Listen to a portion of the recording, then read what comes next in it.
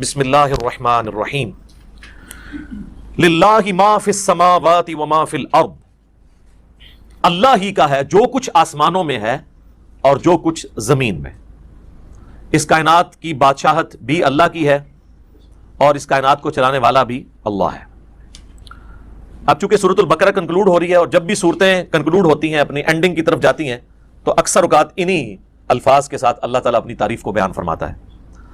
وَإِن تُبْدُوا مَا فِي أَنفُسِكُمْ، اور اگر تم ظاہر کرو جو کچھ تمہارے جی کے اندر ہے، أَوْ تُخْفُوهُ، یا اسے چھپا لو، يُحَاسِبْكُمْ بِهِ اللَّهُ، اللہ تعالیٰ اس کے اوپر بھی حساب لے گا۔ یہ بہت خطرناک معاملہ ہے میرے بھائیوں۔ یہ قرآن حکیم میں ایک ایسا مقام ہے جہاں پر اللہ تعالیٰ نے دل کے گناہ کے اوپر گرفت کرنے کا بھی اندیا دیا ہے۔ یہ چند آیات میں سے ہے جو قرآن حکیم میں جن کی تفسیر بڑی مشکل ہے اور اس کے بارے میں کافی اختلاف پایا جاتا ہے۔ اب بخاری مسلم کی کئی احادیث ہیں، مثلا بخاری اور مسلم دونوں میں ایک حدیث ہے کہ اللہ کے محبوب صلی اللہ علیہ وآلہ وسلم نے فرمایا کہ اللہ تعالیٰ نے میری امت سے جو دل میں آنے والے خیالات ہیں نا، ان سے درگزر فرما دیا ہے، جب تک کہ وہ اس پر عمل نہ کر لیں یا اس کو اپنی زبان پر نہ لے آئیں۔ یعنی جو وسوسہ دل میں آیا، گناہ کا وسوسہ یا بدعقیدگی یا کیسی بھی چیز، کوئی شیطانی بات، جب تک اسے ایگزیکیوٹ نہیں کر لیتے پریکٹیکلی یا اپنی زبان پر نہیں لے آتے، تو اللہ تعالیٰ نے میری امت سے اس کو درگزر فرما دیا ہے۔ اب یہ حدیث بخاری میں بھی ہے اور مسلم میں بھی، ظاہر ایک مضبوط حدیث ہے، ٹاپ آف دا لسٹ 2 کتابوں کے اندر ہے۔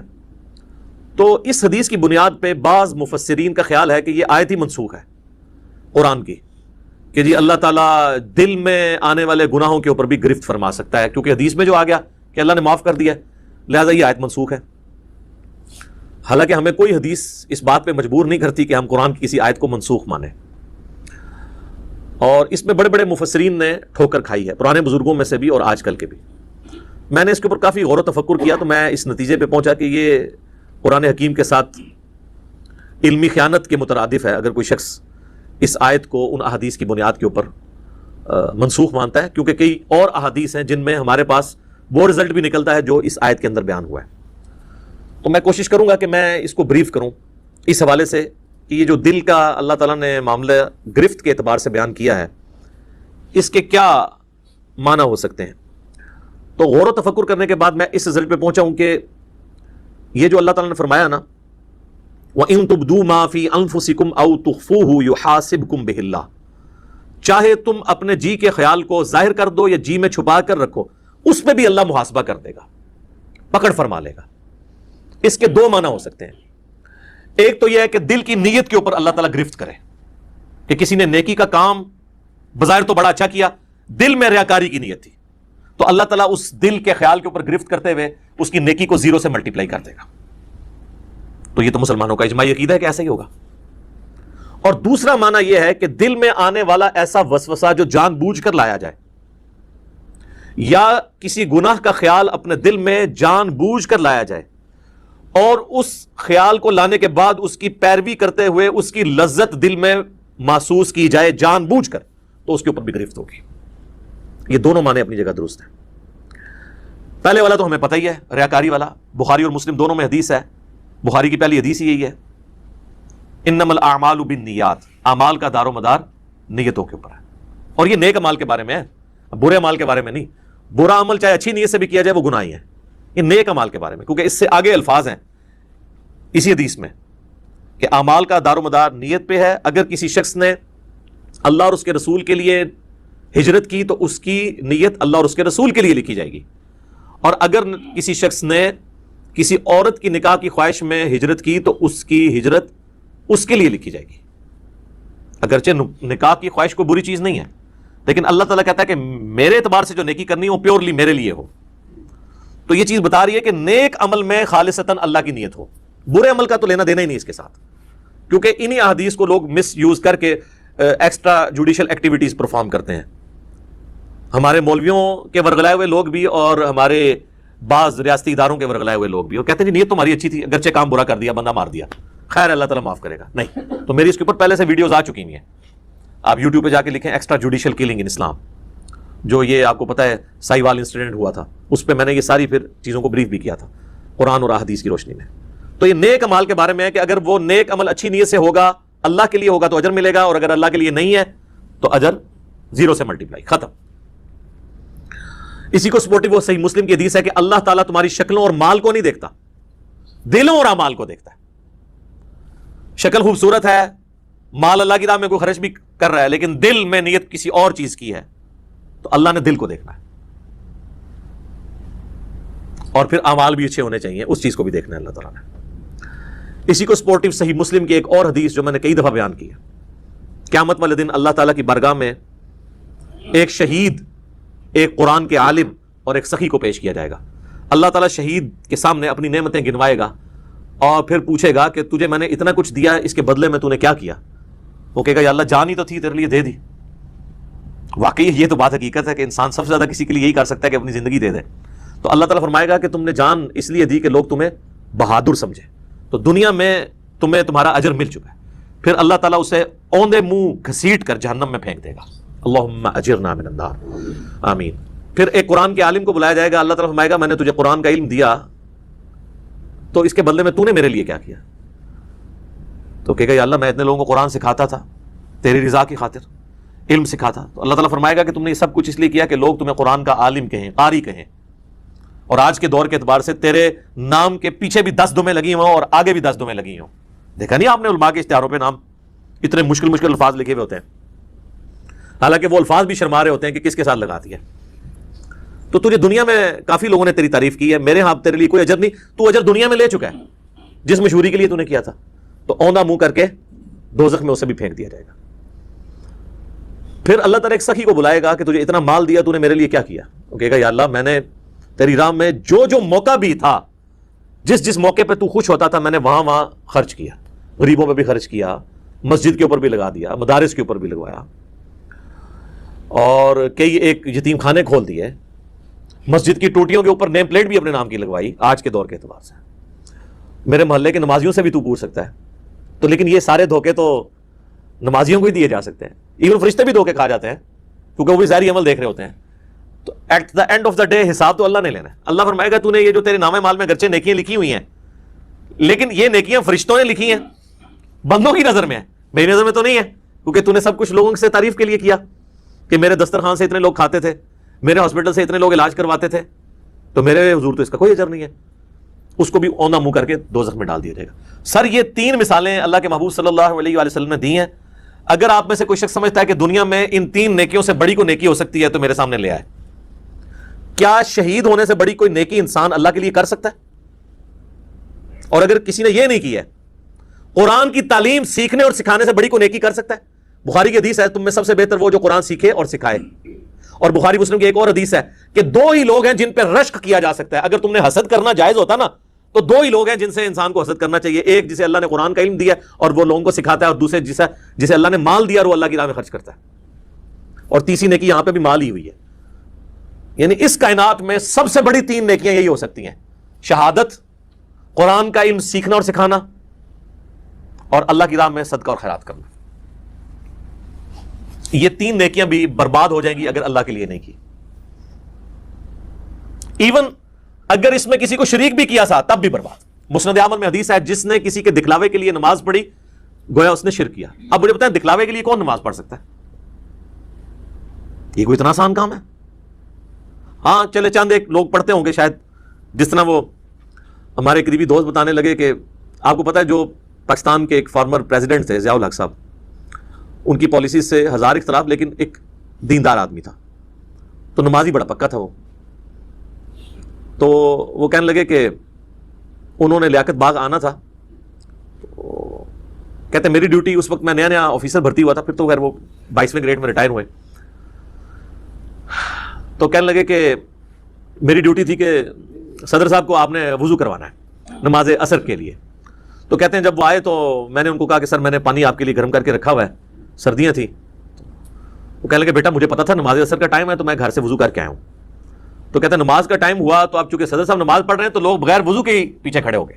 ظاہر پتا ہوتا ہے اپنے ساتھیوں کا کہ یہ تو کبھی زندگی میں انہوں نے کبھی نماز نہیں پڑھی، وضو بھی نہیں کیا، جا کے کھڑے ہو. جس طرح یہاں پہ کئی سیاسی لیڈر جو ہیں وہ جب کسی کے جنازے پہ جاتے ہیں تو اسی طریقے سے وہ جا کے کھڑے ہو جاتے ہیں، نہ ان کو نماز جنازہ آتا ہے، نہ وضو کا طریقہ آتا ہے، وہ دنیا داری کے طور پہ. تو مسند احمد کی حدیث کے الفاظ ہیں، جس نے دکھلاوے کے لیے نماز پڑھی اس نے شرک کیا، جس نے دکھلاوے کے لیے روزہ رکھا اس نے شرک کیا، جس نے دکھلاوے کے لیے صدقہ کیا اس نے شرک کیا. نماز تو ہے ہی اللہ کے لیے، تو پھر شرک کیسے آ گیا؟ یعنی اللہ کے ساتھ نیت بھی کسی نے کر لی کسی اور کی. حتیٰ کہ سنن ابن ماجہ میں یہ الفاظ بھی ہیں کہ اگر کوئی شخص نماز پڑھ رہا ہے اور اس نے یہ محسوس کیا کہ اسے کوئی دیکھ رہا ہے، اس کی وجہ سے وہ اپنا سجدہ لمبا کر دے، تو سجدہ تو اللہ کے لیے کر رہا ہے لیکن زیرو سے ملٹیپلائی ہو جائے گا، ریاکاری میں آ جائے گا. اسی لیے ریاکاری کو شرک اصغر کہا گیا، چھوٹا شرک. بڑا ایک جلی شرک ہے نا کہ اللہ کے ساتھ کسی کو شریک ٹھہرانا. ایک یہ ہے کہ اللہ کے ساتھ شریک تو کسی کو نہ ٹھہرانا، لیکن جو اللہ کے لیے اعمال کر رہے ہیں نا اس کی جزا مخلوق سے بھی ڈیمانڈ کرنا. ریاکاری، دکھلاوا، یہ بھی شرک کی کیٹیگری میں فال کرتا ہے. اللہم لا تجعلنا منہم، اے اللہ ہمیں ان میں سے نہ کرنا جو اس طرح کے فتنوں کا شکار ہوں گے، آمین. اچھا جی، اب آجے دوسرے معنی کی طرف، وہ ہے دل میں محکم خیال لانا گناہ کا، برائی کا. تو اس کو سپورٹو وہ حدیث ہے، بخاری اور مسلم دونوں میں حدیث ہے کہ نبی صلی اللہ علیہ وآلہ وسلم نے فرمایا کہ آنکھ کا زنا دیکھنا ہے، کان کا زنا سننا ہے، ہاتھ کا زنا پکڑنا ہے، پاؤں کا زنا چل کر جانا ہے، اور نفس یعنی دل تمنا کرتا ہے اور شرمگاہ اس کی تصدیق کرتی ہے. تو وہاں پہ نبی علیہ السلام نے ایک ایک جو عضو ہے نا اس کی برائی کا ذکر کیا اور نفس کا بھی ذکر کیا. اگر کسی نے برائی کا خیال جان بوجھ کر اپنے جی میں لا کر اس سے لذت حاصل کی تو فرشتوں کو تو نہیں پتا اس کا، لیکن اللہ کے حضور اس کی گرفت ہوگی، وَلِعَوْذُ بِاللَّهِ تعالی. اللہ کو کوئی نہیں پوچھ سکتا جی، سورۃ الانبیاء میں ہے نا، لا يسأل عما يفعل وهم يسألون. اللہ کو کوئی نہیں پوچھ سکتا کہ اس نے کوئی کام کیوں کیا، اللہ ہر ایک کو پوچھ سکتا ہے وهم يسألون کہ تم نے یہ کام کیوں کیا. تو اللہ تعالیٰ دل کے خیالات کے اوپر بھی گرفت فرما سکتا ہے، وَلِعَوْذُ بِاللَّهِ تعالی. البتہ وہ حدیث اپنی جگہ ایک تسلی والی ہے بخاری اور مسلم میں کہ اللہ تعالیٰ نے میری امت سے دل کے خیالات کے اوپر درگزر فرما دیا ہے جب تک کہ اس پر عمل نہ کر لیں یا اس کو اپنی زبان پر نہ لے آئیں، یعنی دل میں آنے والے وسوسوں کو. لیکن اس کو بھی اسی اعتبار سے سمجھنا ہوگا کہ یہ بھی وسوسے وہ ہوں گے جو خود بخود آ جائیں، جو جان بوجھ کے لائے جاتے ہیں نا وہ سر اس کیٹیگری میں نہیں آئیں گے. بہرحال اللہ تعالیٰ کی رحمت کا ایک تقاضا بھی ہے، وَكَتَبَ رَبُّكُمْ عَلَى نَفْسِهِ الرَّحْمَةَ، جو سورۃ الانعام میں ہے کہ اللہ نے اپنے اوپر خود سے ایک چیز واجب کر لی ہے کہ میں ہر حال میں رحم ہی کروں گا. جو بخاری مسلم دونوں میں حدیث ہے کہ میری رحمت میرے عرش پہ، میں نے اپنے پاس ایک عبارت لکھ لی تھی مخلوق کی پیدائش سے پہلے کہ میری رحمت میرے غضب پر سبقت لے جانے والی ہے. یہ برابر بھی ہوتی نا تب بھی ہمارے لیے مصیبت ہو جاتی. اسی لیے کہتے ہیں نا کہ اللہ تعالیٰ سے عدل نہیں مانگنا چاہیے بلکہ اللہ تعالیٰ سے اس کا فضل مانگنا چاہیے. اللہم انی اسألک من فضلک ورحمتک، آمین. اور صحیح مسلم میں ایک اور حدیث ہے کہ صحابہ کرام کہتے ہیں کہ یا رسول اللہ ہمارے دل میں بعض اوقات ایسے خیالات آتے ہیں کہ ہمیں بڑے بھاری گزرتے ہیں کہ ہم کسی سے اس کا ذکر بھی کریں. یہ اکثر لوگ پوچھ رہے ہوتے ہیں نا دل میں جناب وسوسے آتے ہیں، نماز میں بھی بعض لوگوں کو آ جاتے ہیں. تو آپ صلی اللہ علیہ وآلہ وسلم نے فرمایا کیا تم واقعی دل میں ایسے خیالات محسوس کرتے ہو؟ تو ان کا یا رسول اللہ ایسا ہی ہے. تو آپ نے فرمایا یہ تمہارے ایمان کی دلیل ہے، کیونکہ ایمان کا چور کون ہے؟ شیطان. شیطان اسی دل پہ حملہ کرے گا جس میں ایمان موجود ہوگا. اسی کو سپورٹو ایک سنن ابی داؤد میں حدیث ہے، صحابہ نے کہا یا رسول اللہ بعض اوقات ہمارے دل میں ایسے خیالات آتے ہیں کہ ہمارا دل چاہتا ہے کہ ہم جل کے کوئلہ ہو جائیں لیکن اپنی زبان پہ اسے کبھی نہ لائیں. تو آپ نے فرمایا اللہ کا شکر ادا کرو کہ اللہ تعالیٰ نے اس کو وسوسہ بنا دیا ہے، تم نے پریکٹیکلی ان خیالات پہ عمل نہیں کیا. یہ بھی ایمان کی ایک دلیل ہے. ایک اور زبردست حدیث ہے بخاری اور مسلم میں کہ نبی صلی اللہ علیہ وآلہ وسلم نے فرمایا کہ جب بندہ نیکی کا ارادہ کرتا ہے نا تو اللہ تعالیٰ فرشتے سے فرماتا ہے جو کرامن کاتبین ہیں کہ میرے بندے کی ایک نیکی لکھ لو، کیے بغیر ہی ارادے کے اوپر. ظاہر ہے وہ اللہ تعالیٰ مطلع کر دیتا ہے فرشتے کو،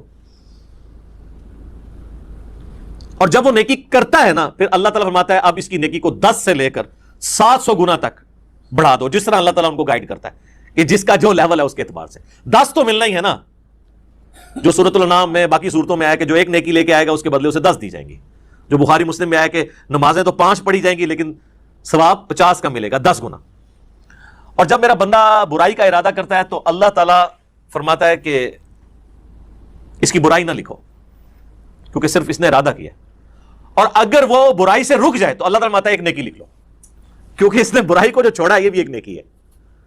یہ ہے وہ وَكَتَبَ رَبُّكُمْ عَلَى نَفْسِهِ الرَّحْمَةِ، اور تمہارے رب نے اپنے اوپر خود سے واجب کر لیا ہے، یہ بات تقدیر میں لکھ دی ہے کہ میں نے ہر حال میں رحم ہی کرنا ہے. سبحان اللہ وبحمدہ سبحان اللہ العظیم. تو اور جب وہ برائی کرتا ہے تو پھر اللہ تعالیٰ فرماتا ہے کہ اس کے بدلے ایک ہی برائی لکھنا، نیکی کے بدلے 10، برائی کے بدلے 1.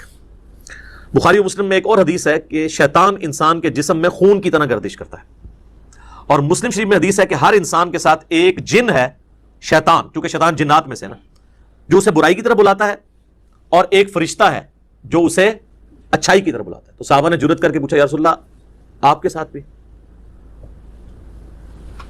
تو آپ فرمایا ہاں میرے ساتھ بھی، لیکن اللہ تعالیٰ نے میرے ساتھ جو جن اٹیچ تھا اسے میرا مطیع کر دیا، اب وہ نیکی کے کاموں میں میری مدد ہی کرتا ہے، یعنی وہ بھی مجھے نیکی کی طرف لگاتا ہے. یہ پروٹوکول صرف پیغمبروں کا ہے. ما ضل صاحبکم وما غوا، تمہارے نبی نہ کبھی بہکے ہیں نہ کبھی بہرا چلے ہیں.